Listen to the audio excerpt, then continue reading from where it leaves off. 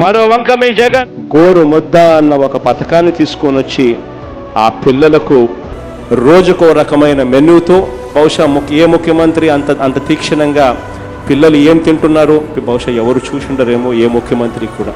కానీ ఈ మేనమామ మాత్రం పిల్లలు ఏం తింటున్నారో చూసి ఆ పిల్లలకు తినే తిండిలో మార్పులు చేసి రోజుకొక మెనూ ఇచ్చి ఆ పిల్లలకు ఆ తినే తిండిలో పౌష్టికాహారంతో ఆ పిల్లలకి ఇంకా మేలు జరిగే దిశగా అడుగులు వేస్తూ గోరు ముద్ద అనే కార్యక్రమానికి శ్రీకారం చుట్టాం. ఇంటికాడ భోజనం కన్నా మాకు స్కూల్లో భోజనం చాలా పోషకాహారం చాలా బాగుంది.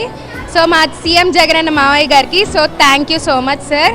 ఇంత పోషకాహారం ఎప్పుడు తినలేదు, డైలీ ఇలాగే రోజు తింటున్నాము మీ ఆశీర్వాదం కారణంగా. So thank you so much. మాకు చాలా ప్రోటీన్ గల ఆహారం ఇస్తున్నందుకు ఐ వాంట్ టు సే చాలా చాలా thanks for our CM sir.